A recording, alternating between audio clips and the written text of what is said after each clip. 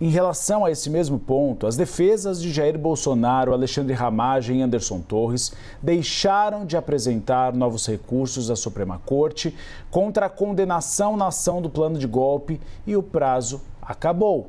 Era até ontem. Agora a expectativa é para os chamados embargos infringentes ou a execução imediata das penas. Pedro Moreira.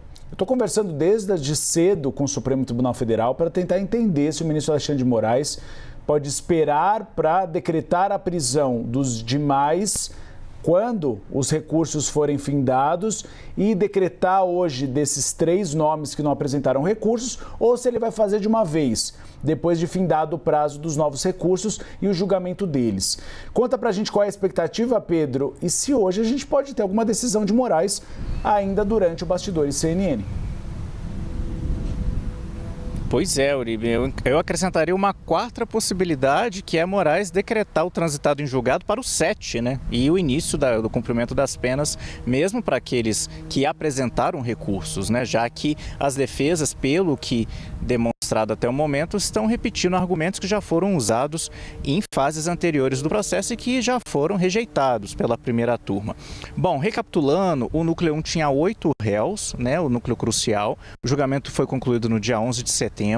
Daqueles 8 réus, 1 réu já teve o caso transitado em julgado, que é Mauro Cid, o ex-ajudante de ordens, delator nessa questão, né? Fechou acordo de delação premiada. Ele já cumpre a pena de 2 anos em regime aberto.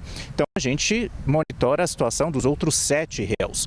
E desses 7 réus, 4 apresentaram pela segunda vez, nessa segunda-feira, os chamados embargos de declaração. Foram, inclusive, os 4 oficiais militares condenados no Núcleo 1. Então, passando rapidamente por eles, Uribe, a gente tem Walter Braga Neto, condenado a 26 anos de prisão, Augusto Heleno, condenado a 21 anos, Almir Garnier, condenado a 24 anos. Esses 3 apresentaram embargos de declaração. No caso de Walter Braga Neto, também embargos infringentes, com argumentos que já foram usados antes, por exemplo, contestando a jurisprudência do Supremo Tribunal Federal, pedindo que o caso fosse remetido para instâncias inferiores da Justiça.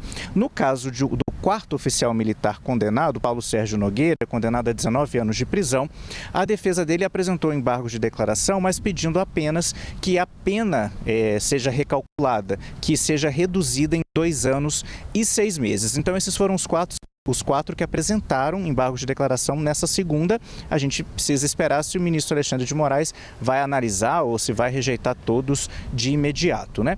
E aí fica faltando os recursos de outros 3. No caso do ex-presidente Jair Bolsonaro, que foi condenado por ser o líder da organização criminosa, né? A maior pena de 27 anos e 3 meses de prisão, há uma expectativa que a defesa dele apresente sim embargos infringentes. Só que esses embargos eles não têm o efeito suspensivo, né? Não impediriam que Moraes declarasse o trânsito em julgado. No caso de Anderson Torres, que foi condenado a 24 anos de prisão, a defesa ainda não entrou com recursos, perdeu o prazo dos declaratórios, né, poderia entrar com os embargos infringentes, mas já apresentou um pedido a Moraes se antecipando, pedindo que, se Moraes declarar o trânsito em julgado e determinar o início do cumprimento da pena, que Anderson Torres possa cumprir essa pena em uma unidade especial, não num presídio normal. Por exemplo, a Superintendência da Polícia Federal, onde está Jair Bolsonaro no momento, ou um local em que ele ficou preso durante a fase de investigação, né, o Batalhão de Aviação Operacional aqui do DF, isso porque a defesa alega que Anderson Torres é delegado da Polícia Federal de carreira, né, foi ministro de Estado, foi secretário de Segurança, então ele teria tido uma atuação contra criminosos e por isso poderia está em risco, né? Inclusive a defesa diz que ele já recebeu ameaças de morte por causa da atuação dele nesses cargos anteriores.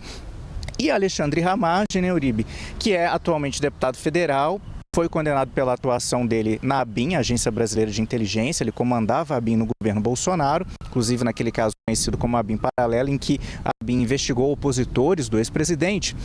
Alexandre Ramagem está com um mandado de prisão preventiva expedido pelo ministro Alexandre de Moraes na semana passada, depois que veio à tona a notícia de que ele viajou para os Estados Unidos, né, está na Flórida, e ele também não apresentou embargos declaratórios nessa segunda, inclusive postou um vídeo nas redes sociais, a gente até separou, em que ele comenta a situação dele, por enquanto condenado e com esse mandado de prisão preventiva emitido.